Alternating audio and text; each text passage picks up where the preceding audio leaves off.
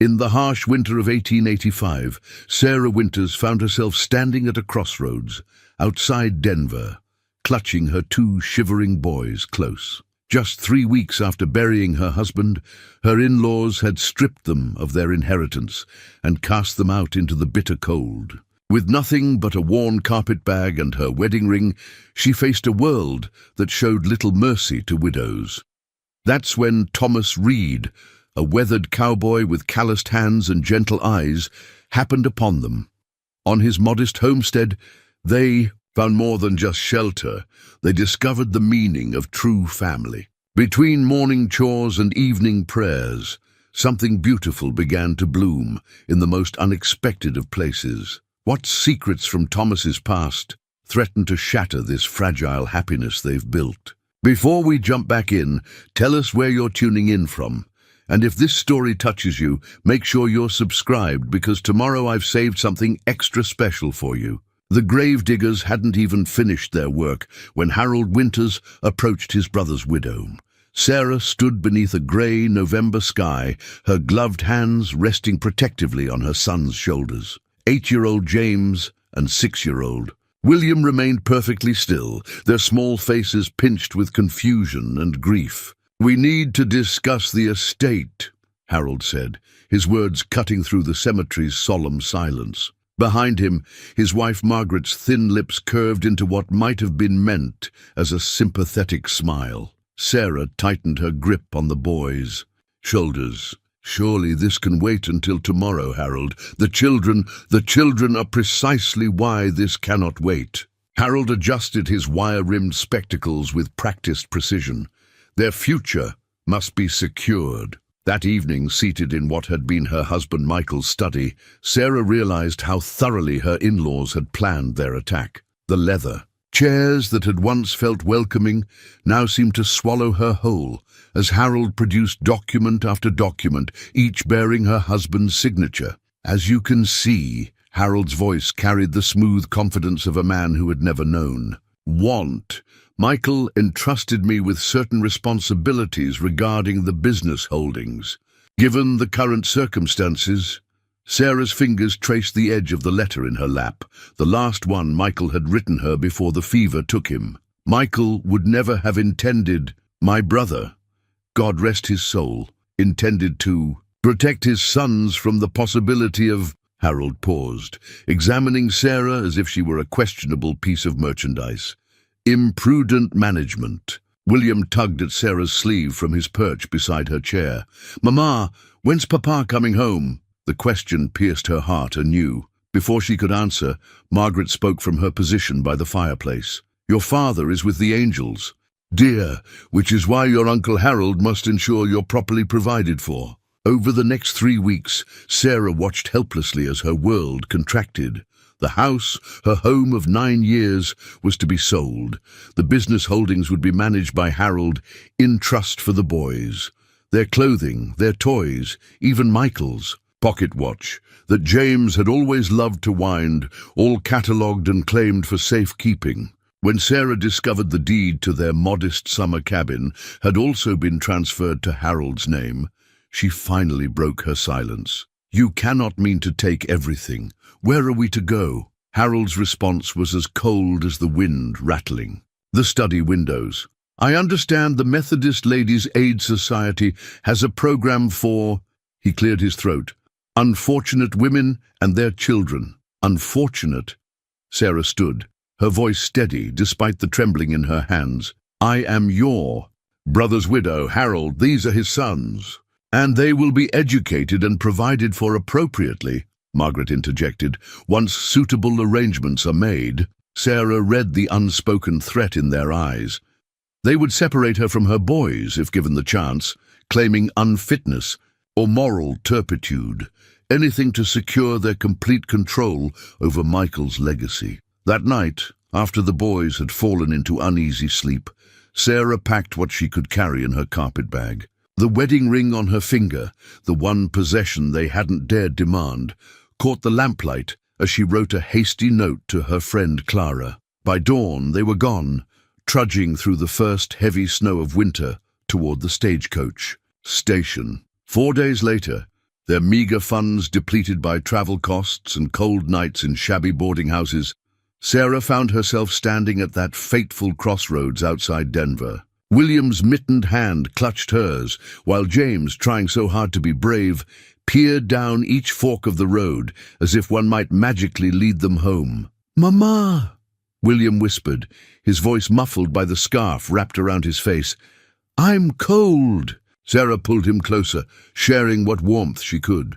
The worn carpet bag at her feet contained all that remained of their life: 2 changes of clothes each, Michael's Bible, a daguerreotype of happier days, and a handful of biscuits wrapped in a clean handkerchief. She had no answer for her shivering child, no comfort to offer except her embrace. That's when they heard the approaching hoofbeats, and Sarah's heart clenched with fear. Had Harold's men found them already? She turned, positioning herself between her boys and whatever threat the road might bring, ready to fight with the fierce desperation of a mother protecting her cubs. The rider who emerged through the swirling snow wasn't one of Harold's men. Thomas Reed sat tall in his saddle, his broad-brimmed hat crusted with ice, reins held in gloved hands that spoke of honest work. His horse, a sturdy brown gelding, snorted clouds of steam into the winter air. "Ma'am!" He touched the brim of his hat, eyes taking in the scene before him. A woman and 2 young boys, clearly ill-equipped for the bitter Colorado winter. "Might be bold of me to say, but you folks look like you could use some shelter." Sarah hesitated, years of propriety warring with desperate circumstance. James pressed against her side, while William peered up at the stranger with undisguised curiosity. "We're quite all right, thank you," Sarah managed, though her voice betrayed her exhaustion. Thomas dismounted, movements deliberate and unthreatening. "My ranch is just over that rise. Not much to look at, but it's warm, and I've got soup on." "The stove." He paused, seeming to choose his next words carefully. "No strings attached, ma'am. Just wouldn't sit right with me, leaving you folks out here with night coming on." Something in his steady gaze, not pity but simple human kindness, broke through Sarah's resolve. When William sneezed, the decision was made for her. The ranch was indeed modest, a sturdy log house with a stone chimney, a barn that had seen better days, and a few outbuildings hunched against the wind. But warm light spilled from the windows, and the promised soup smell greeted them as Thomas led them inside. "Been meaning to tidy up," he said, hastily clearing books from the kitchen table. Sarah noticed they weren't the dime novels one might expect, but rather volumes of Shakespeare, Wordsworth, and what appeared to be scientific texts. Thomas disappeared briefly into another room and returned with a quilt, faded but clean. "My mother made this," he said, draping it around William's shoulders. "Saved my life more than once during bad winters." The boys sat at the table while Thomas ladled out soup, a hearty mix of beans and salt pork with chunks of potato. Sarah watched him move around his kitchen with the ease of long habit, noting how he served the children first, how he kept his movements measured and calm. "You've a nice library, Mr. Reed," she ventured after the boys had eaten their fill. "Thomas, please." He smiled slightly. "And yes, books keep me company during the long winters. Man can't work outside all the time, after all." That night, Thomas insisted Sarah and the boys take his bedroom while he slept in the main room. The bedroom was simple but clean, with more books stacked on a small table and a worn Bible on the nightstand.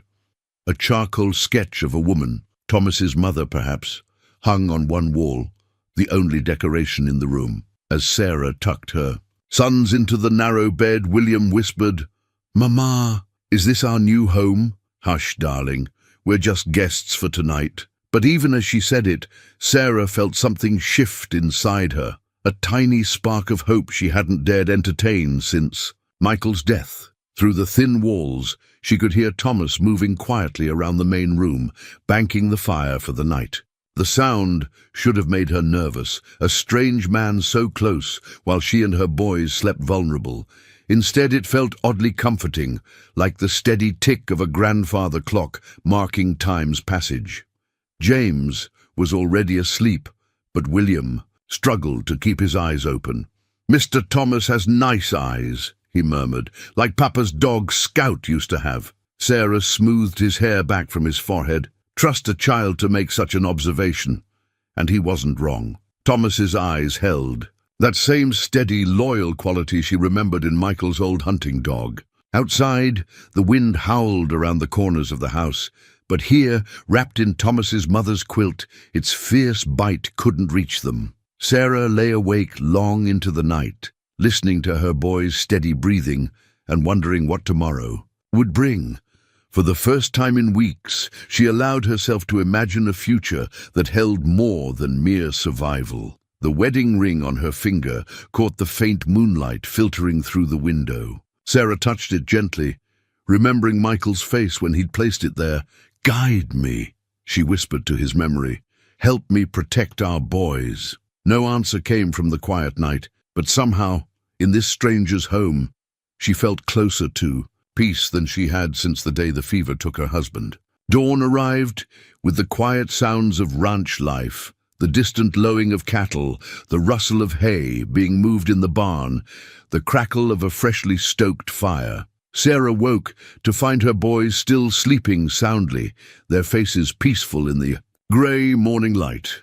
In the kitchen, Thomas was already up, a leather-bound ledger open before him as he made careful notations with a well-worn pencil. The sight of him, bent over his bookkeeping, a pair of wire-rimmed spectacles perched on his nose, struck Sarah as incongruous with her initial impression of the weathered rancher. "Coffee's hot," he said without looking up, gesturing toward the pot on the stove.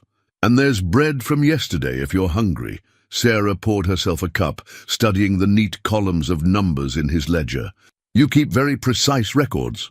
"Have to," Thomas replied, removing his spectacles. "Ranch this size, every penny counts, every head of cattle, every bale of hay. It all needs accounting." Their conversation was interrupted by the sound of small feet padding across the wooden floor. William appeared, still wrapped in Thomas's mother's quilt, his hair tousled from sleep. "Mama, I smelled bread." Thomas smiled, the expression transforming his weathered face. "How about you help me? Feed the chickens first, young man. Earn your breakfast." William's eyes lit up, but he looked to Sarah for permission. She nodded, heart warming at her younger son's enthusiasm. "James can help with the bigger chores when he wakes," Thomas added. "If that's all right with you, Mom." "Sarah," she corrected gently. "And yes, it would be good for them to learn." While William followed Thomas outside, Sarah explored the main room more thoroughly in the morning light. The bookshelves revealed an educated mind. Volumes of poetry shared space with practical guides to animal husbandry and farming techniques. A battered copy of Euclid's Elements bore Thomas's name inside the cover, dated 15 years prior. James emerged from the bedroom just as William burst back inside, cheeks red with cold and excitement. "Mama, I helped collect eggs, and Mr. Thomas showed me how to check if they're good ones." "That's wonderful, darling." Sarah helped him remove his boots, now caked with snow and mud. "There's a new calf in the barn," Thomas announced, stamping snow from his own boots. "James, would you like to help me check on her? Might need an extra pair of hands." James, still shy but clearly intrigued, nodded. Sarah watched through the window as Thomas led her older son to the barn, taking shorter steps to match the boy's pace, pointing out various features of the ranch as they walked. While the men were out, Sarah discovered a small desk in the corner, its drawers containing more evidence of Thomas's hidden depths. Carefully preserved letters spoke of a man who had once attended university back east, who had taught school briefly before coming west. The writing was elegant, educated, a sharp contrast to his calloused hands and sun-weathered face. "Found my secrets, have you?" Thomas's voice was gentle, without accusation. Sarah turned to find him watching her from the doorway, James at his side. "I'm sorry, I shouldn't have pried." "No harm done." He moved to the desk, pulling out a letter. "Was studying to be a professor once, if you can believe it. Life had other plans." "What changed?" Sarah asked, noting how James lingered near Thomas, clearly fascinated by this revelation about their host. "War came. After that," he shrugged, tucking the letter away. "Sometimes The quiet of the mountains heals better than all the books in the world.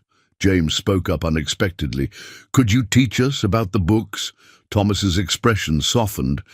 I reckon I could if your mama approves.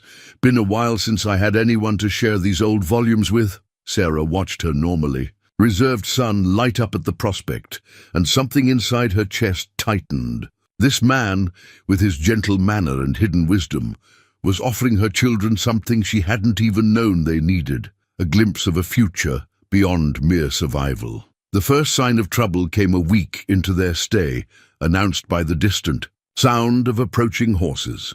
Thomas was teaching James how to mend a fence, while Sarah and William sorted through dried beans at the kitchen table. The rhythm of their days had settled into something almost comfortable, making the intrusion all the more jarring. Sarah, Thomas called from outside, his voice carrying a note of warning, might want to get the boys inside. She quickly ushered William in from the kitchen porch, watching through the window as 3 riders approached. Their bearing suggested authority, not the desperate meanness of Harold's men, but something potentially just as dangerous, official scrutiny. The lead rider wore a silver star on his coat. Sheriff Daniel Morton, Sarah would later learn, had served the county for 15 years and prided himself on knowing every soul in his jurisdiction. Thomas Reed, with his solitary ways and educated manner, had always been something of a puzzle to him. "Reed," the sheriff called out, reining his horse to a stop. "Noticed smoke from your chimney's been steady this past week, unusual for a man living alone." Thomas continued with his fence work, though Sarah noticed how he positioned himself between the riders and the house. "Winter's been cold, Sheriff. Been staying in more than usual." "That's so?" Morton's deputy, a younger man with a weasel-like face, peered toward the house. "Thought I saw a woman's wash on the line yesterday when I rode past." Sarah's hands clenched at the implied accusation in his tone. Through the window, she saw Thomas straighten slowly, his movements deliberate and calm. "My guests," he said simply. "A widow and her 2 boys, caught out in the storm last week. Couldn't leave them to freeze." The 3rd rider, whom Sarah recognized as Ezra Wheeler from his general store's sign in town, clicked his tongue. "Mighty charitable of you, Reed, though charity usually involves the church or aid society, not taking folks into your private home." "Mrs. Winters and her sons are respectable people," Thomas replied, his voice level but carrying an edge of steel. "Nothing untoward about offering Christian kindness to those in need." The sheriff dismounted, his boots crunching in the snow. The badge on his chest caught the winter sunlight as he approached Thomas. No law against kindness, sure enough. But this county's seen its share of trouble from drifters and con artists. "You vouching for these folks?" The moment stretched taut as a fiddle string. Sarah found herself holding her breath, one hand resting protectively on William's shoulder, while James pressed against her other side. "I am." Thomas's voice never wavered. "And I'd appreciate it if you'd mind how you speak of them. Mrs. Winters is a lady of quality, and those boys are as well-mannered as any you'd find in Denver's finest homes." Something in his tone must have carried conviction, for the sheriff's stance relaxed slightly. "Well then, suppose we should meet this lady of quality, proper introductions being the civilized thing and all." Sarah squared her shoulders, smoothed her skirts, and stepped out onto the porch. She'd faced down Harold's cold manipulation. She could certainly handle a small-town sheriff's suspicions. "Gentlemen," she said, letting just a touch of Denver society enter her voice. "I'm Sarah Winters. My sons and I are indeed guests of Mr. Reed's kindness, though we won't impose upon him longer than necessary." The sheriff studied her with shrewd eyes, taking in her bearing, her speech, the simple but quality material of her dress. "Boy's father? Taken by fever this past autumn." Sarah met his gaze steadily. "My brother-in-law's management of the estate left us with few options." Wheeler shifted uncomfortably in his saddle. Sarah noticed how his expression changed. The story of a wealthy relative taking advantage of a widow and children was one that resonated in these parts. "Well," the sheriff said finally, "welcome to the county, Mrs. Winters. though you might. Consider more conventional lodgings once the weather allows. Mrs. Peterson at the boarding house in town takes in respectable ladies. Thank you, Sheriff. I'll keep that in mind. The words were polite, but Sarah let a hint of frost enter her tone. These men had no right to judge Thomas's generosity or her acceptance of it. After the riders departed, Thomas remained by the fence for a long moment, his back straight as a pine tree. When he finally turned toward the house, Sarah saw something in his eyes she hadn't expected. Not anger at the intrusion or embarrassment at the implications, but a fierce protectiveness that stole her breath. The storm came without warning, the way mountain weather often does. One moment the February sky was clear, the next dark clouds rolled over the peaks like a cavalry charge. Thomas had been teaching the boys about cattle when he first spotted the approaching wall of white. "Inside, quick now," he ordered, but James shook his head stubbornly. "The new calf," the boy insisted. "She's still in the far pasture." Thomas pulled his father's pocket watch from his vest, a habit of long years, and checked the time. They might have 20 minutes before the storm hit if they were lucky. "Your mama will have my hide if anything happens to you." "Then we'll both go," James said, sounding so much older than his 8 years. "Two pairs of eyes are better than one." There was no time to argue. Thomas sent William running to the house to warn Sarah, then mounted his horse, pulling James up behind him. They rode hard for the pasture, the wind picking up around them, carrying the first stinging flakes of snow. They found the calf huddled against a fence post, her mother nowhere in sight. The wind was howling now, visibility dropping by the second. Thomas dismounted, handed James the reins, and approached the frightened animal. "Easy there, little one," he murmured, working to calm the calf. Behind him, he could hear James talking softly to the horse, keeping it steady despite the worsening weather. The next few moments happened with the terrible speed of disaster. A blast of wind spooked the horse, causing it to rear. James, trying to maintain control, lost his grip on the reins. Thomas turned at the sound of the boy's startled cry, and in that instant of distraction, the calf bolted. Without thinking, Thomas dove to protect James from the horse's panicked hooves. They fell together in the deepening snow, and Thomas felt something crack against his chest. His father's watch caught between them. The horse galloped away toward the barn, leaving them stranded in the teeth of the storm. Thomas pulled James close against him, using his body as a shield against the wind. "You hurt?" "No, sir." James's voice shook, but with cold rather than fear. "The calf, gone to find her mama, most likely. They're smarter than we give them credit for." Thomas tried to get his bearings, but the whiteout conditions made it impossible to see more than a few feet ahead. "We need to move." They began walking, Thomas keeping a firm grip on James's shoulder. The boy stumbled occasionally, but never complained, showing a grit that squeezed Thomas's heart with pride, a feeling that surprised him with its intensity. Time became meaningless in the howling white world around them. Thomas's fingers found the broken watch in his pocket, its familiar weight now altered forever. A family heirloom sacrificed in an instant to protect this boy who wasn't his. And he knew with absolute certainty he'd make the same choice again. A shape loomed ahead. The barn, by God's grace. They'd walked in a circle and found home. As they stumbled through the door, Sarah's voice cut through the storm's roar. "James! Thomas!" She was there with William, lantern in hand, face white, with worry. James ran to her embrace, while Thomas secured the barn door against the wind. "The calf," James began, but Sarah was already checking him for injuries.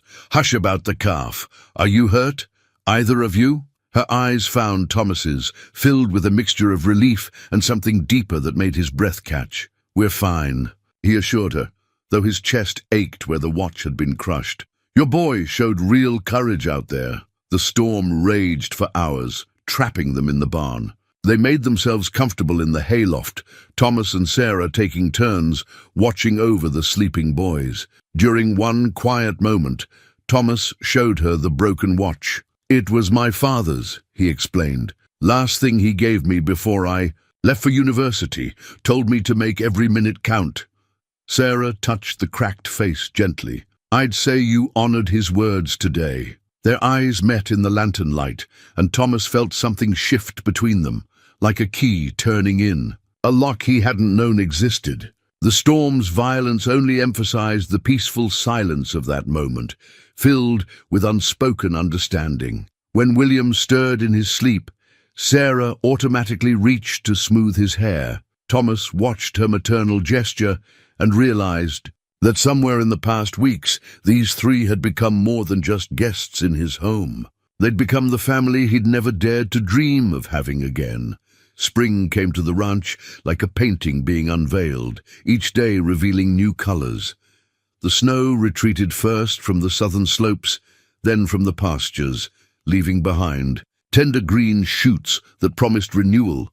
Sarah watched the transformation from the kitchen window, her hands deep in bread dough, marveling at how different the world looked when hope was allowed to take root. Thomas had spread his mother's quilt on the grass near the house, where William practiced his letters while James helped with the spring carving. The boy's confidence had grown steadily since the storm, his bond with Thomas deepening into something that made Sarah's heart ache with both joy and uncertainty. "Look what I found in the barn loft," Thomas said one evening, spreading a weathered piece of parchment across the kitchen table. It was a hand-drawn map of the ranch, the ink faded, but still clear enough to read. "Been meaning to show you this?" Sarah wiped her hands on her apron, leaning closer to study the detailed drawings. The map showed not just the current boundaries of the ranch, but dotted lines indicating possible expansion, new pastures, a larger garden plot, and "Is that meant to be a schoolhouse?" She pointed to a small square marked near the eastern edge of the property. Thomas nodded, a hint of color touching his weathered cheeks. "Was just dreaming, really, drawing possibilities.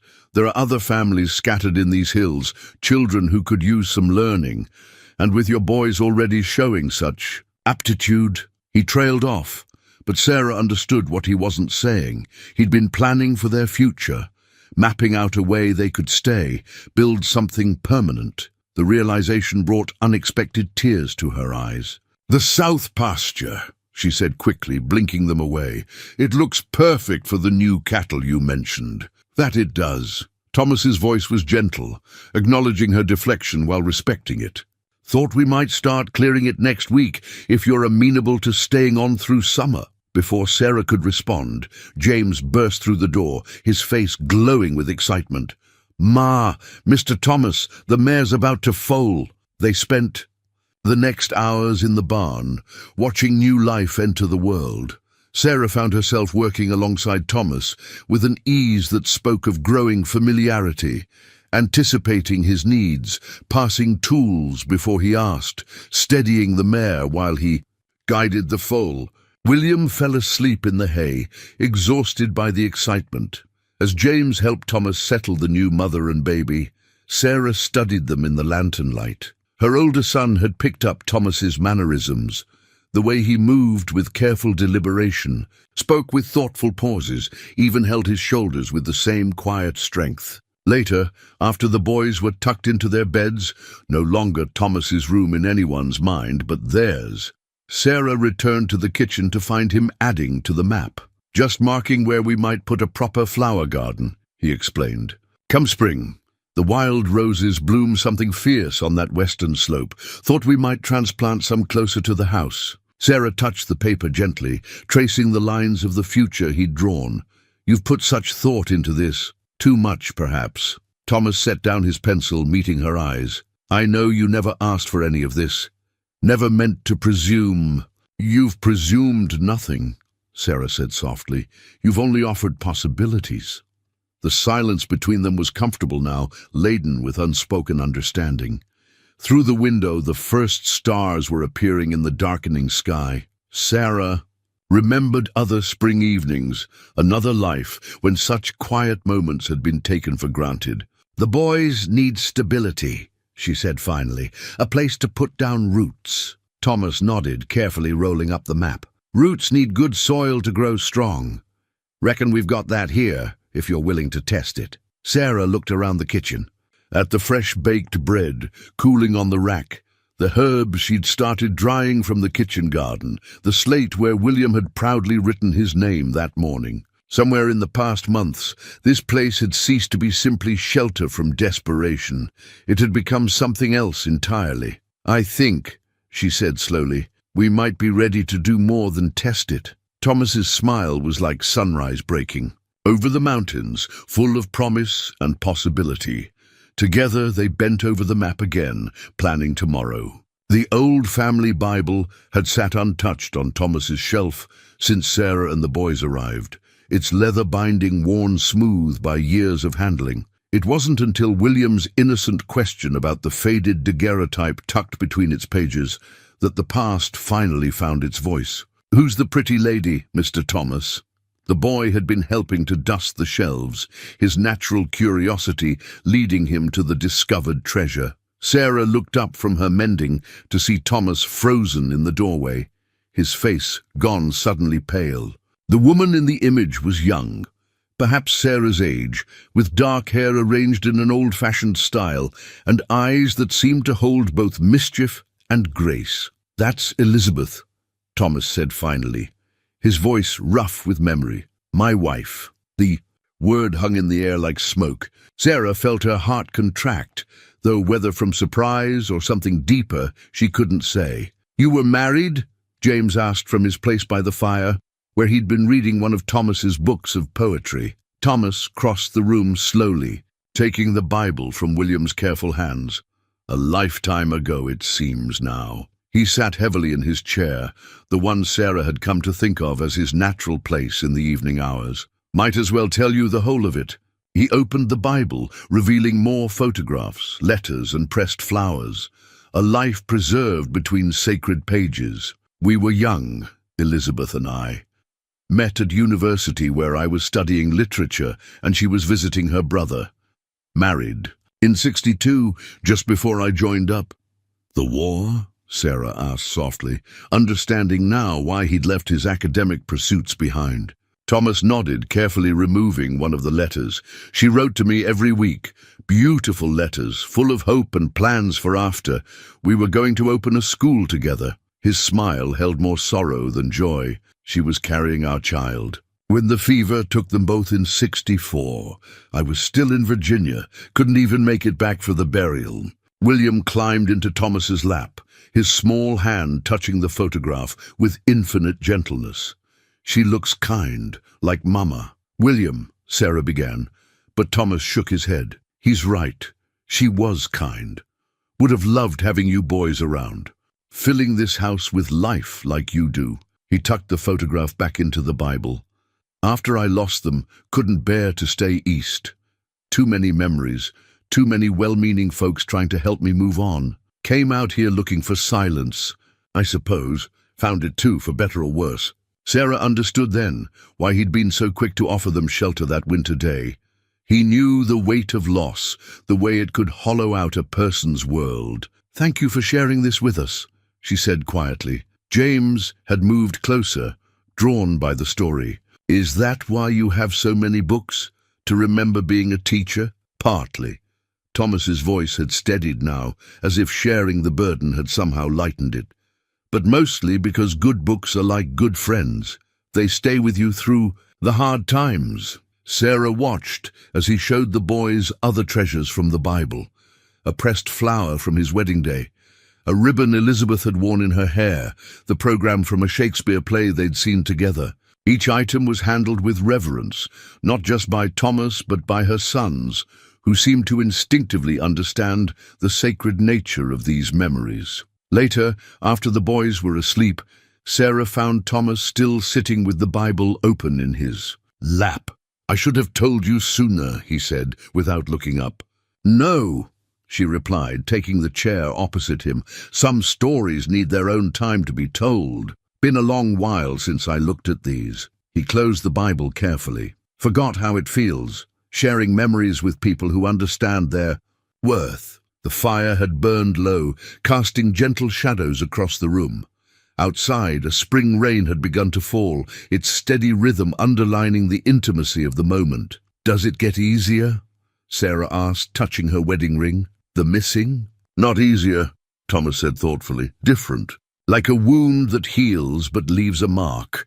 Reminds you where you've been, what you've survived. He looked at her then, his eyes holding steady. Reminds you that your heart's still capable of feeling.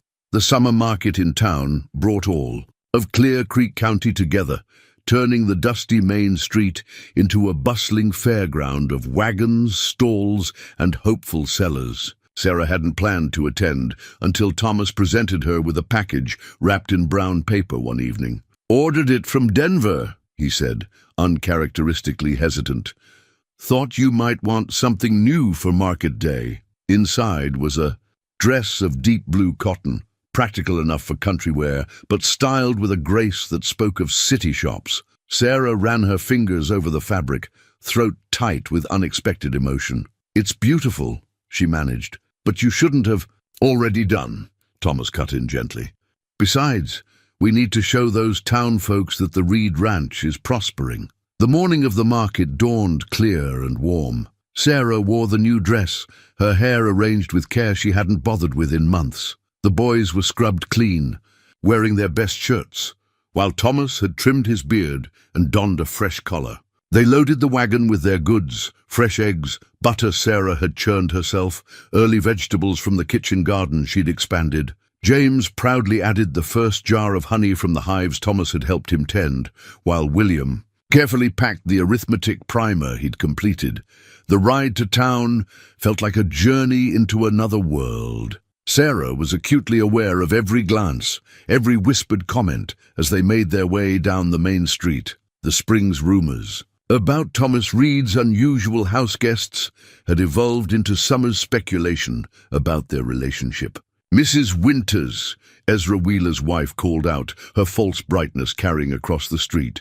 "How domestic you look today." Before Sarah could respond, Thomas was there beside her, his hand steady at her elbow. "Mrs. Wheeler, hope you'll stop by our stall. Sarah's preserves put my old bachelor efforts to shame." His quiet pride in her accomplishments, the natural way he included her in the ranch's success, silenced the implied criticism in Mrs. Wheeler's greeting. Sarah felt herself straightening, drawing strength from his presence. The boys soon drew attention of their own. James's careful explanation of beekeeping to the schoolmaster led to discussions of his other studies, while William's quick arithmetic impressed several merchants. "Thomas Reed's boys are sharp as new pins," she overheard one man say, and the casual claiming in the phrase warmed her heart. Mid-morning brought an unexpected visitor to their stall. Sheriff Morton's wife, a tiny woman with shrewd eyes, examined Sarah's preserves with professional interest. "Wild raspberry?" she asked, holding a jar to the light.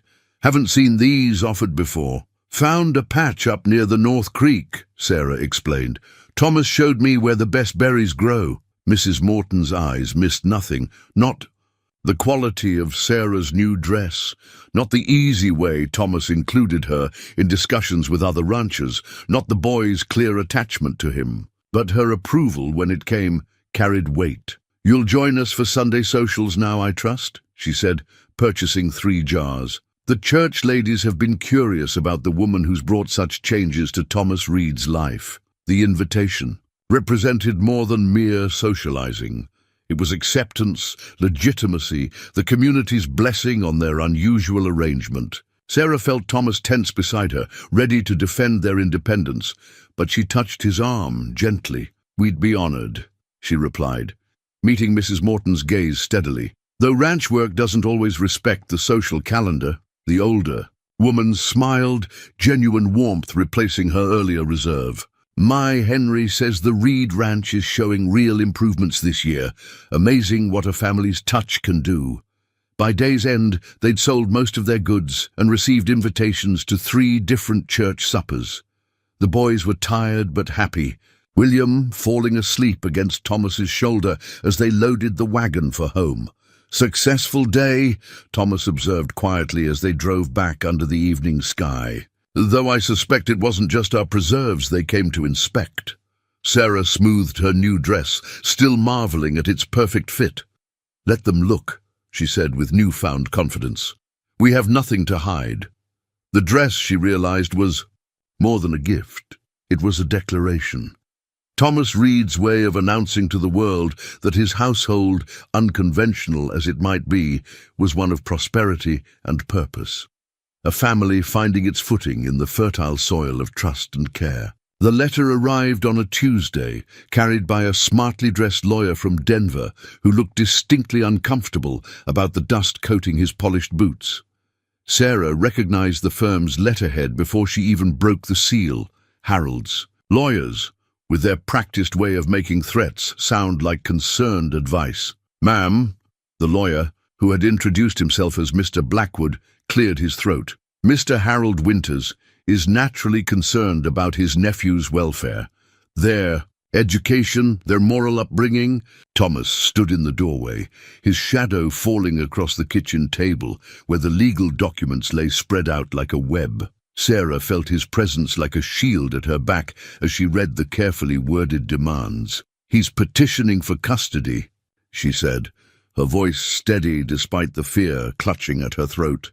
"Claims I've abandoned proper society and am living in circumstances unbecoming to children of gentle breeding." Mr. Blackwood had the grace to look uncomfortable. "Your brother-in-law is prepared to be generous. The boys would attend the finest schools in Denver, and you would receive a modest stipend." "To give up my sons?" Sarah's laugh held no humor. "Harold's generosity comes with steel teeth, Mr. Blackwood. I learned that lesson when he stripped us of everything else." "The courts tend to favor blood relations, Mrs. Winters." The lawyer's voice was almost apologetic, especially when those relations can provide advantages that a current situation cannot. Thomas moved then, not toward the lawyer, but to the window where James and William were visible in the garden, helping the sheriff's wife select fresh vegetables for her preserves. Mrs. Morton had become a regular visitor, her friendship a bridge to wider community acceptance. "Those boys," Thomas said quietly, "can read Shakespeare and cipher numbers better than half the men in Denver. They can tell you why the stars wheel overhead and how to judge a storm's approach. They help birth calves and tend bees and know the value of honest work." He turned to face the lawyer. "What advantages exactly do they lack?" Mr. Blackwood shifted in his chair. The law, Sarah interrupted, "should protect children from those who would harm them. My sons are safe, loved, and learning things Harold could never teach them about dignity and true worth." She gathered the papers carefully, noting how the afternoon light caught the official seals and signatures. This was Harold's language, documents and declarations, using the law like a whip to drive people to his will. "Tell my brother-in-law that if he pursues this, I will tell every court in Colorado how he forged my husband's signatures, how he backdated documents while Michael lay dying." Her hands were steady as she folded the papers. "I have proof, Mr. Blackwood. I simply chose not to use it when we left, hoping he would leave us in peace." The lawyer's expression changed subtly. "Those are serious allegations, Mrs. Winters." "They are serious crimes," Thomas added, his educated accent becoming more pronounced. "I'm sure the Denver newspapers would find them fascinating. Prominent. Businessman defrauding his own brother's widow and children." Mr. Blackwood stood, brushing imaginary dust from his sleeves. "I will convey your position to Mr. Winters, though perhaps we could find some compromise." "The only compromise I'll accept," Sarah said firmly, "is Harold's complete withdrawal of any claim to my children, accompanied by the return of their rightful inheritance." After the lawyer departed, Sarah remained at the table, staring at the documents that had threatened to shatter their hard-won peace. Thomas moved behind her chair, his hand coming to rest on her shoulder. "We'll fight him," he said simply. "The whole town will stand with us now. You've earned their respect 10 times over." Sarah covered his hand with hers, drawing strength from his quiet certainty. Through the window, she could hear Mrs. Morton praising the boys' garden work, her warm laugh mixing with their eager explanations of the new irrigation system they'd helped Thomas design. "We won't run this time," she said, and felt Thomas's grip tighten in response. "This is our home now. Harold will have to learn that some things can't be bought or bullied away. The autumn kitchen smelled of spices and fruit, steam rising from copper pots, where Sarah stirred preserves for the coming winter. Through the window, maple leaves danced on the breeze, their colours echoing the rich golds and crimsons of the jars lined up on her shelves. Peaches, apples, wild berries, each one a stored memory of summer sunshine. "That's the last batch of honey for the season," James announced, carefully placing 2 sealed jars beside her preserves. His pride in the golden liquid was well earned. The bee operation had flourished under his careful stewardship. "Your father would be amazed to see you now," Sarah said softly, touching his sun-browned cheek. "He always said you had a gentle touch with living things." James didn't pull away from her affection as he once might have. "Mr. Thomas says I have a natural feel for animal husbandry. He's getting me books on scientific breeding methods." From outside came the rhythmic sound of chopping. Thomas and William laying in the winter's wood supply. The younger boy had appointed himself Thomas's shadow in all such tasks, soaking up knowledge like the dry earth soaked up autumn rain. "Pa showed me how to tell which logs will burn longest," William called through the open door, his face glowing with exertion and pleasure. The word "pa" slipped out naturally now, though neither boy had planned or discussed the change. It had simply grown, like the winter wheat sprouting in their expanded fields. Sarah felt her heart catch at the title, but Thomas never presumed upon it. He accepted the boy's gradual claim on him with quiet grace, as he accepted all the changes they'd brought to his solitary life. She turned back to her preserving, adding a pinch of cinnamon to the simmering apples. The spice had been a gift from Mrs. Morton, along with a knowing smile and gentle hints about the proper timing of wedding announcements. The whole town seemed to be waiting, watching the slow dance between the widow and the rancher, with approving patience. "Something smells mighty fine in here," Thomas said, appearing in the doorway with an armload of wood. He stacked it neatly by the stove, his movements careful in the kitchen that had become Sarah's domain. "Reminds me of my mother's autumn preserving. She always said you could taste the love in home-canned food." "Your mother was a wise woman," Sarah replied, stirring the apples with extra care. "I wish I could have known her. She'd have loved you," Thomas said simply. "You have the same way of making a house feel like home." The words hung in the air between them, rich with meaning as the spices scenting the kitchen. Sarah felt the weight of Thomas's mother's quilt around her shoulders, though it lay folded in the chest upstairs. That quilt had wrapped her boys through. Their first uncertain nights here had covered them during storms, had become as much a part of their story as the preserves she now sealed in wax. William burst in with another load of kindling, breaking the moment. "Ma, can we have apple butter? On the bread tonight, the kind you made last week?" "If you've finished your chores," she answered, catching Thomas's smile at their domestic exchange. How far they'd come from that desperate day at the crossroads, when bread itself had been a luxury they couldn't count on. Later, after the preserves were sealed and the kitchen tidied, Sarah found Thomas on the porch, watching the sunset paint the hills in autumn glory. James was in the barn, checking the animals one last time, while William had fallen asleep over one of Thomas's books of poetry. "Winter's coming," Thomas observed, but there was no worry in his voice, only quiet satisfaction. "We're ready for it this year." Sarah thought of her lined shelves, the full root cellar, the carefully stored grain. More than that, she thought, of the strength they'd built together, the trust that had grown like her garden, the love that warmed their home more surely than the woodpile Thomas and William had stacked. "Yes," she said, standing close enough to feel the warmth of him in the cooling evening air. "We're ready for whatever comes." The marriage license lay unopened on Thomas's desk, its official seal catching the lamplight.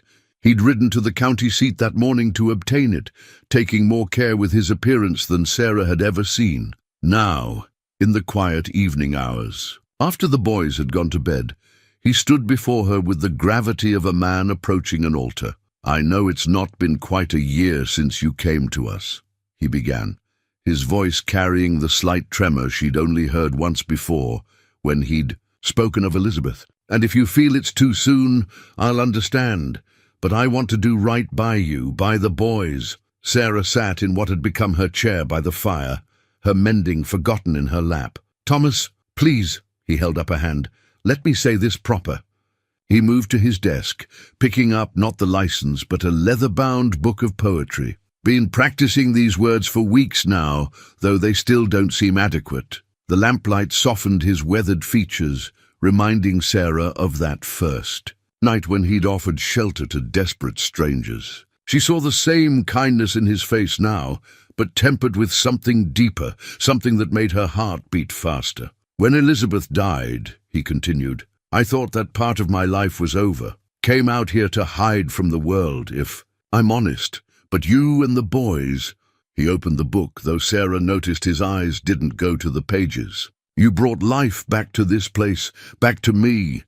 Sarah felt tears threatening but held them back. This moment deserved her full presence, her complete attention.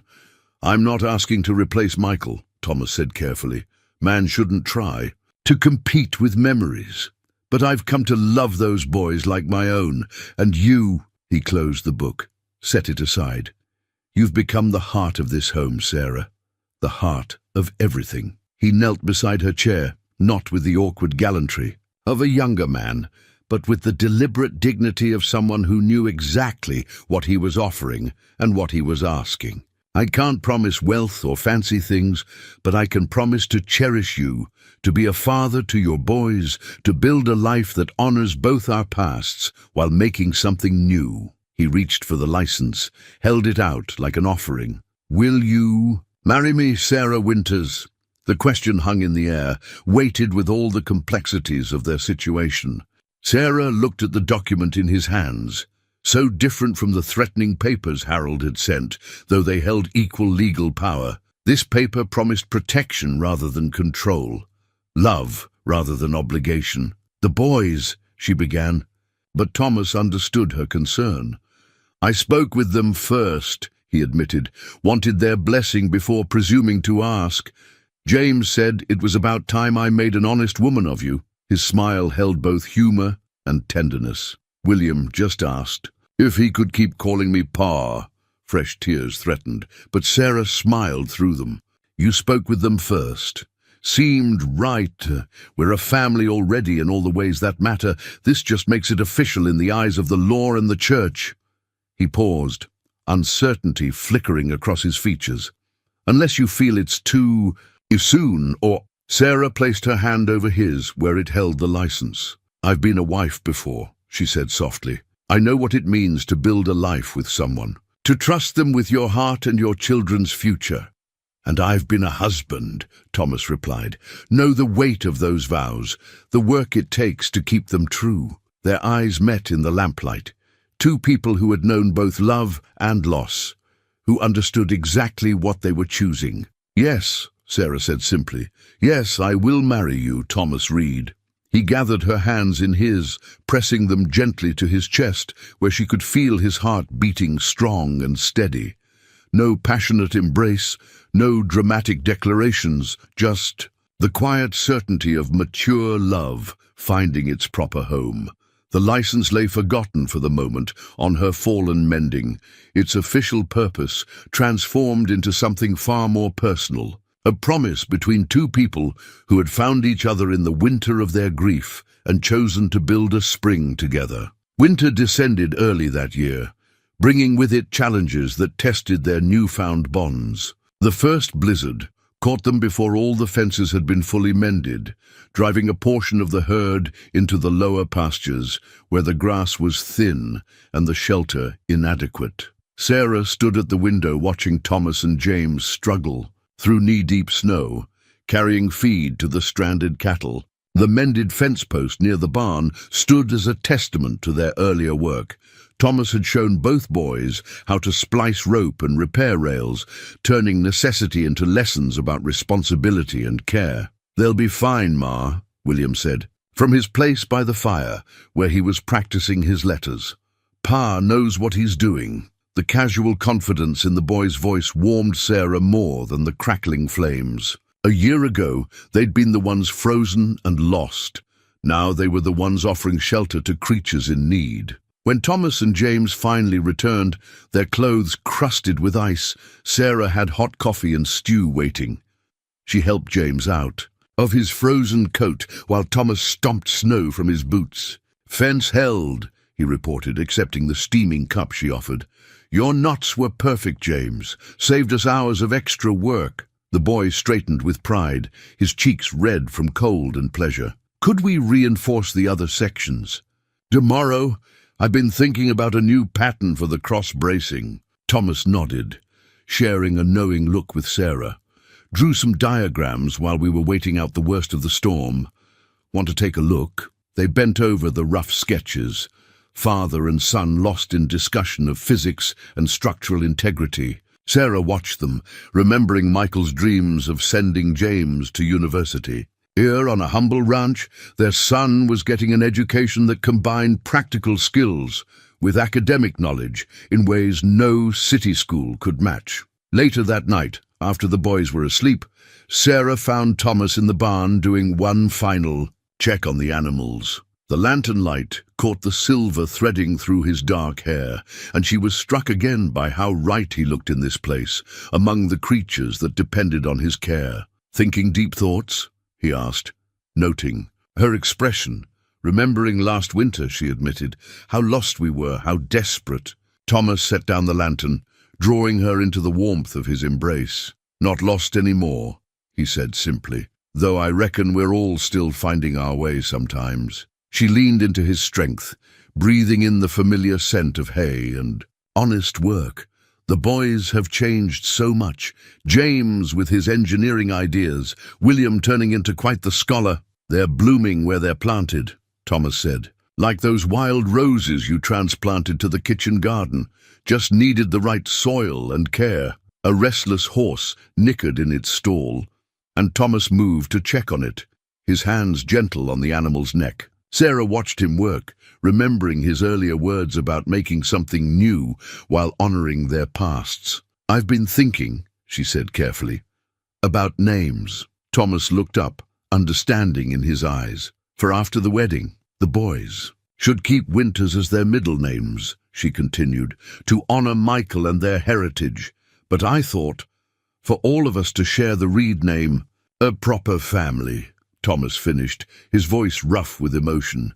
"Michael's sons and Elizabeth's husband making something new together." The mended fence post took on new meaning in Sarah's mind. Broken pieces carefully rejoined, stronger at the mended places than they had been before. Like their family, pieced together from loss and hope, bound by choice rather than just blood. Outside, the winter wind howled around the barn's sturdy walls, but inside was all warmth and certainty. Tomorrow would bring more challenges. Stranded, cattle to tend, fences to reinforce, lessons to teach, but they would face them together, each playing their part in the intricate dance of family life. "Spring will come," Thomas said, as if reading her thoughts. "It always does." Sarah smiled, thinking of the seeds already ordered for next year's garden, the plans drawn up for the new schoolhouse, the future taking shape with each passing day. "Yes," she agreed, "it always does." Spring brought more than just new growth to the Reed Ranch. One bright morning, Thomas gathered the family by the front gate, where he'd been working in secret for the past week. There, freshly mounted on sturdy posts, hung a new sign that made Sarah's breath catch, "Reed Family Ranch, Esther 1885, with all their names carved beneath, Thomas, Sarah, James, and William. "Thought it was time," Thomas said quietly, watching their faces. "If you approve," James ran his fingers over the carved letters of his name, "you included the date you found us." "That's when the ranch truly began," Thomas replied. "Everything before was just preparation." Sarah touched the smooth wood, feeling the care that had gone into each letter. The sign represented more than just ownership. It was a declaration to the world, a statement of belonging that even Harold couldn't dispute. The decision to make their engagement public came naturally after that. Mrs. Morton had been dropping increasingly pointed hints about the proper timing of such announcements, and the spring social season was approaching. "We could wait until summer," Thomas offered one evening after the boys had gone up to bed. "Give people more time to gossip and speculate." Sarah smiled, setting aside her sewing. "I think they've had quite enough time for that already." Indeed, the town had been watching their slow courtship with poorly concealed interest. The story of the lonely rancher and the widow he'd saved from winter's grip had taken on almost mythical qualities in local retellings. "Reverend Phillips asked about wedding dates again," Thomas admitted. "Says he's had to fend off quite a few inquiries from his more curious parishioners." Sarah laughed softly. Mrs. Wheeler must be beside herself, not knowing the details yet. "Let them wonder a bit longer," Thomas suggested, his eyes twinkling. "Might do some of them good to practice patience." But they both knew the time had come. The next Sunday, they drove to church together as they had so many times before, but today felt different. Sarah wore her best dress. The boys had their hair slicked down with water, and Thomas had donned the new collar Sarah had bought him in. Denver, the announcement was simple and dignified, just like their love. Reverend Phillips beamed as he shared the news with his congregation, and Sarah felt the warmth of genuine pleasure in the responses that followed. Even Mrs. Wheeler's congratulations seemed sincere, though she couldn't resist adding, "I knew from the first, of course." It was James who captured the moment's true significance, speaking up during the flood of well-wishes after the service. "Does this mean we're officially a family now?" "We've been a family," Thomas replied, resting his hand on the boy's shoulder. "This just lets everyone else know it too." Back at the ranch, the new sign caught the spring sunlight, its fresh carved, letters sharp and clear. William insisted on showing it to every visitor, proudly pointing out how his name matched the others in size and significance. Sarah found Thomas standing before it that evening, his expression thoughtful in the fading light. "Having second thoughts?" she asked lightly, though her heart skipped a beat until he turned to smile at her. "Only about whether we ordered enough food for the wedding feast," he teased. "Mrs. Morton's list of essential guests grows longer by the day." She leaned against him, feeling the solid warmth of his presence. "We could still elope and deny the county its first real celebration since winter. They'd never forgive us." His arm slipped around her waist, natural as breathing. "Besides, I want everyone to see." "See what?" "How lucky I am. How blessed we all are." He gestured toward the house where lamplight spilled from the windows, and the boys' voices could be heard discussing their latest project. A year ago, this was just a ranch. Now it's a home. The sign caught the last rays of sunset, the words "Reed Family Ranch" glowing like a promise kept, a future secured. Sarah thought of another sign she'd seen recently, the "Room to Let" notice in the window of Mrs. Peterson's boarding house, where the sheriff had once suggested she stay. How different their lives would have been if she'd chosen that safer, more conventional path. "No regrets?" Thomas asked softly, reading her silence. Sarah shook her head, remembering the desperate woman she'd been at that snowy crossroads. "Only that we didn't put the sign up sooner." The wedding ring Thomas had chosen caught the light differently than Sarah's first, where Michael's ring had been a bright gold band. Speaking of youth and promise, this one was crafted from old silver, its pattern subtle and complex. Mrs. Morton had helped him select it from the Denver jeweler's offerings, declaring it just right for a love that's aged into something precious. The morning of the ceremony dawned clear and warm, with spring flowers dotting the ranch's rolling pastures. They decided to hold the wedding at home rather than in town, transforming the barn into a chapel with lanterns and wild roses. The whole county seemed to have turned out, their wagons and buggies creating an impromptu village in the lower field. "You look beautiful, Mama," William whispered as Sarah adjusted his tie. They stood in the quiet of the house while guests gathered. Outside, James was with Thomas, serving as his father's best man with a gravity that made Sarah's heart swell. "And you look very handsome." She smoothed his hair, remembering another morning when they'd huddled together by a cold roadside. "Are you ready?" William nodded solemnly. "I've been practicing with the ring like Pa showed me." The new ring nestled in a small pouch in William's pocket, its weight carrying the promise of their future.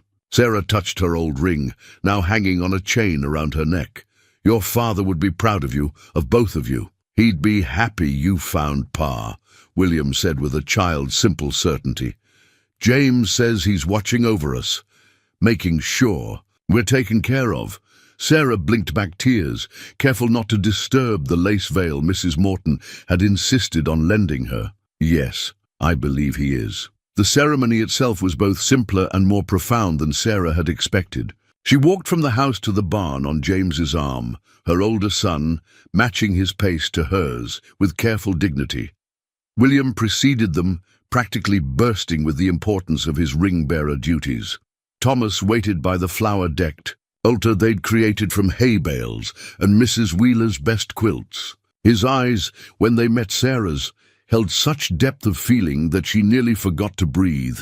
He'd traded his usual work clothes for a proper suit, but his hands were still those of a working man, strong, capable, gentle in their purpose. Reverend Phillips spoke of new beginnings and God's grace in bringing healing to wounded hearts. But it was the boy's part in the ceremony that touched the gathered crowd most deeply. James stood tall beside Thomas, while William presented the ring with perfect timing, his small face solemn with joy. "With this ring," Thomas's voice carried clear and steady through the barn, "I pledge not just my love and fidelity to you, Sarah, but my heart and home to our family, to James and William, to the memory of those we've loved before, and to the future God grants us together." Sarah's response, practiced so carefully in private, came from a deeper place than memory. "With this ring, I join my life to yours, bringing all that I am and all that I love into your keeping, trusting in the goodness that brought us together and the strength that will carry us forward." The silver ring slipped onto her finger beside the gold one she'd kept through all their trials, not replacing the old, but complementing it, just as this new love stood beside her memories of Michael, each precious in its own way. When Reverend Phillips pronounced them man and wife, the boys were the first to embrace them, creating a family circle that drew appreciative murmurs from the crowd. Mrs. Morton dabbed at her eyes with a handkerchief while Sheriff Morton cleared his throat, suspiciously often. The celebration that followed filled the ranch with more laughter and music than its walls had ever known. Tables groaned with food brought by every family in the county, and children played tag between the dancing couples. Even Mrs. Wheeler, unbent enough to declare it a perfect country wedding, just right for them. But Sarah's clearest memory of that day would always be the quiet moment when Thomas took her hand to lead her in their first dance. The new ring caught the lantern light, its silver surface reflecting the faces of their sons, their friends, their future, all bound together in the simple truth of love renewed and family found. The family portrait hung in the parlor, taken on the first anniversary of their wedding. The photographer from Denver had captured them perfectly, Thomas and Sarah seated, with James and William standing tall behind them. What struck visitors most was not the formal arrangement or their Sunday best clothes, but the natural ease between them. The way William's hand rested on Thomas's shoulder, how James stood protectively close to Sarah, the subtle tilt of Thomas's head toward his. "Wife, best investment we ever made," Thomas declared, watching Sarah arrange wildflowers beneath the photograph. "Though I still say the camera adds years to a man." "Nonsense," Sarah replied, adjusting a stem of purple aster. "It shows exactly what you are, a distinguished rancher and father." The ranch had prospered beyond their hopes in the year since their wedding. James's bee operation now supplied honey to shops as far as Denver, while William's careful records of rainfall and crop yields had helped Thomas optimize their farming practices. The schoolhouse Thomas had dreamed of was under construction, with Sarah set to teach the younger children of neighboring ranches. "Pa!" William's voice carried from outside. "The new mayor's acting strange." Thomas grabbed his hat, sharing a knowing look with Sarah. At 10 years old, William had developed an almost uncanny sense about their animals' needs. More often than not, his hunches proved right.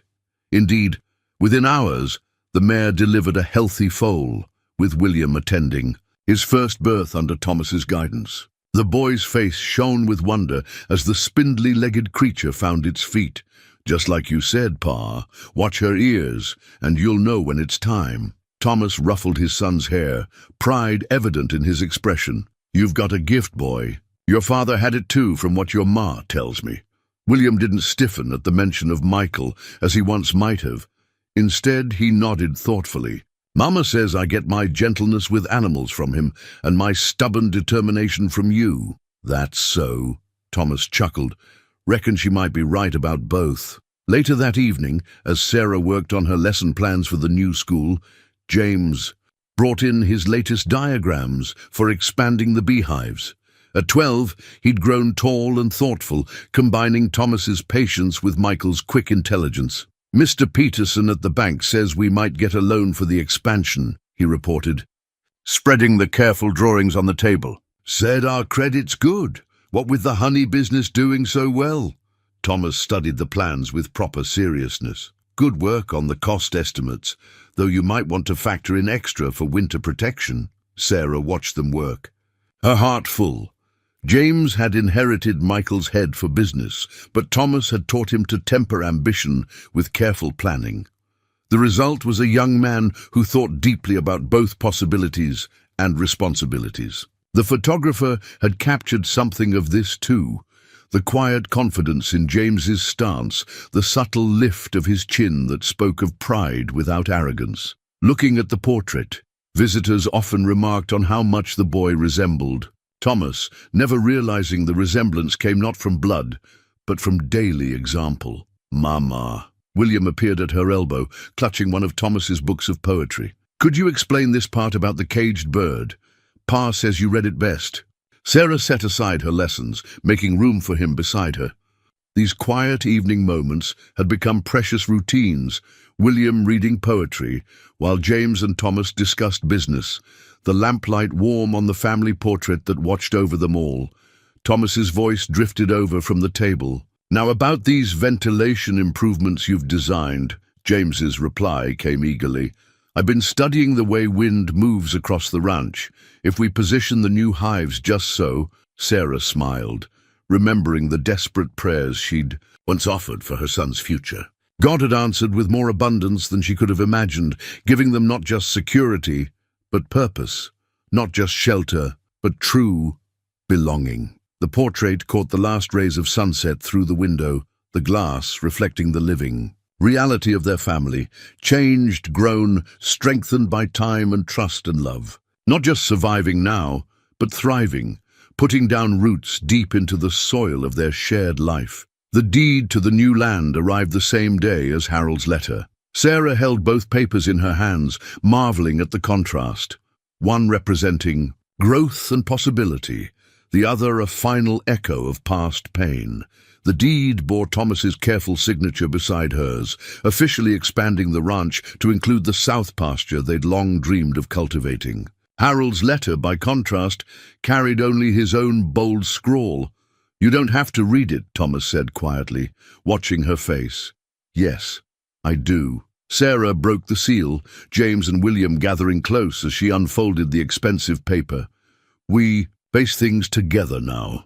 Harold's words were different this time. No threats, no legal posturing. Instead, he wrote of Margaret's passing, of thoughts turned toward legacy and redemption. He spoke of money set aside for the boy's education, of Michael's pocket watch preserved for James, of regret. "He wants to visit," Sarah said finally, looking up at her family.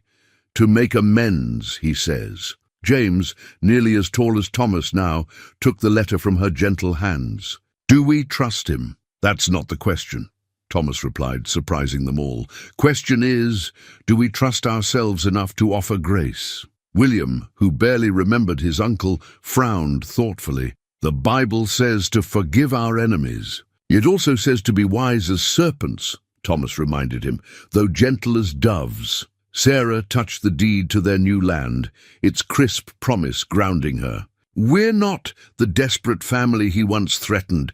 We're stronger now." The decision to receive Harold was not made lightly. They prepared for his visit with the same careful attention they gave to any challenge. Together, thoughtfully, each member of the family having their say.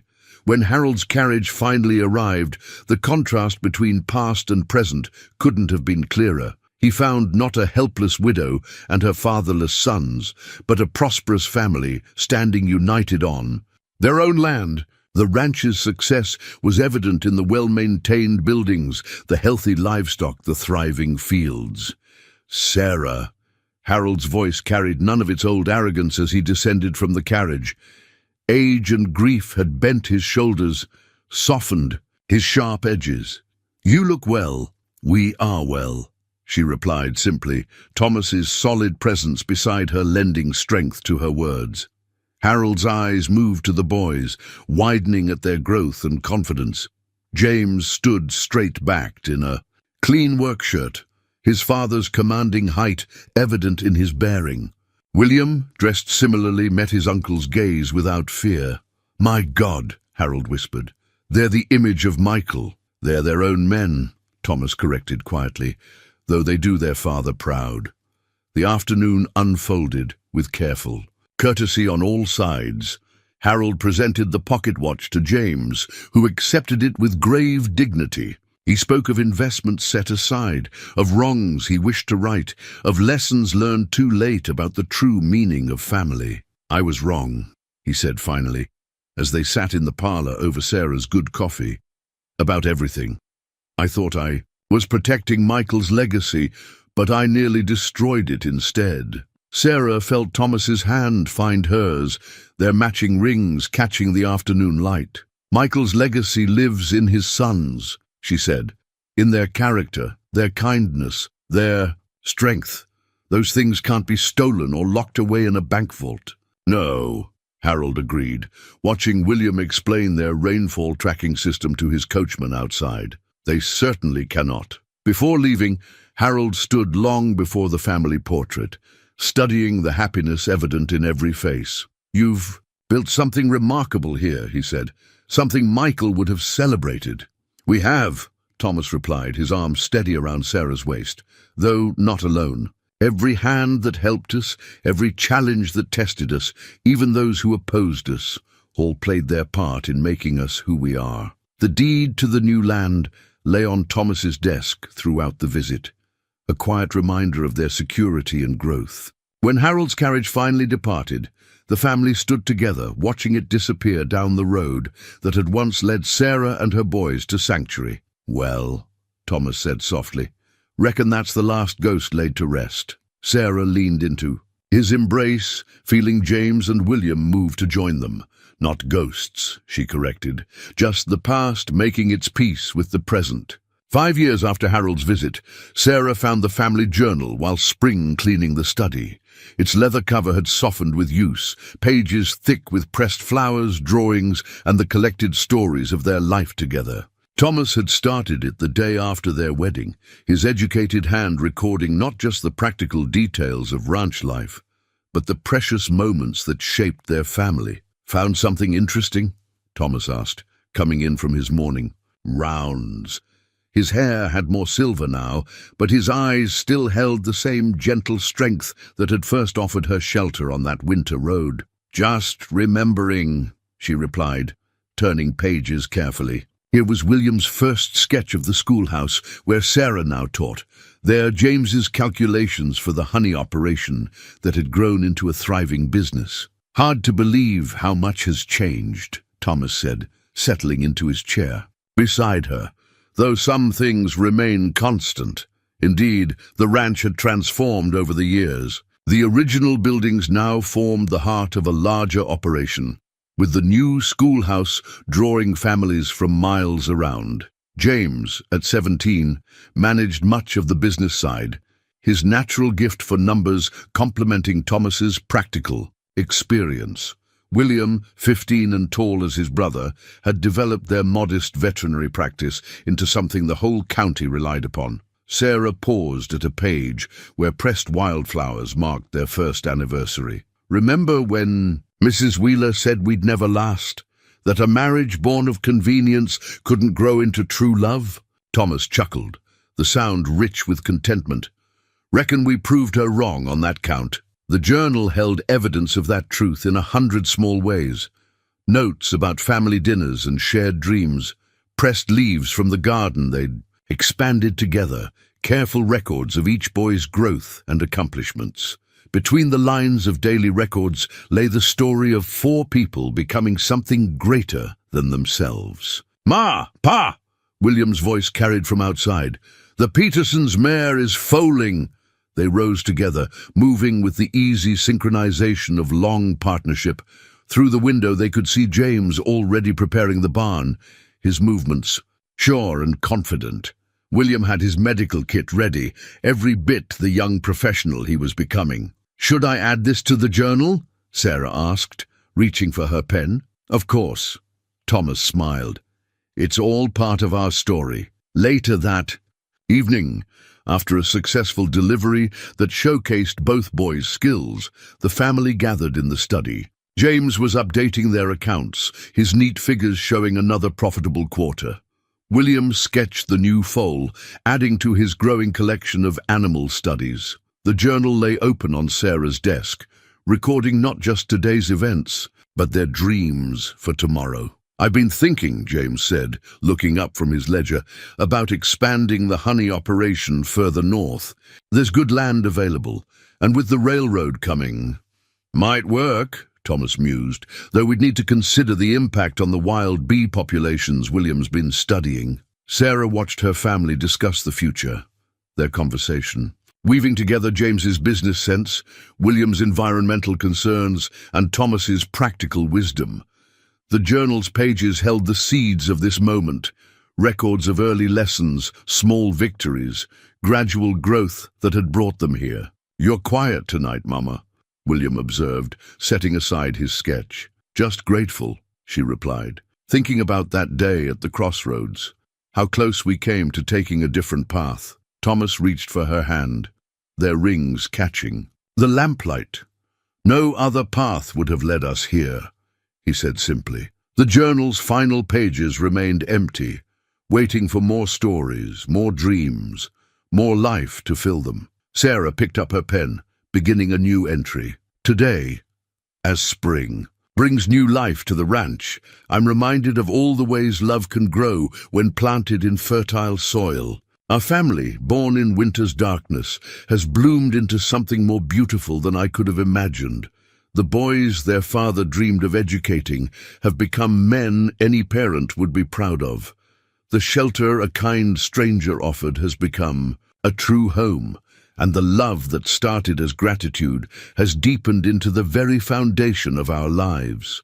To whoever reads this journal in years to come, know that happiness isn't always found where you expect it. Sometimes it waits at a snowy crossroads, in the gentle eyes of a stranger, in the brave hearts of children, in the willingness to build something new from life's broken pieces. This is our story, but it's also a testament to hope, to second chances, to the family we choose and the love we grow day by day, year by year, together.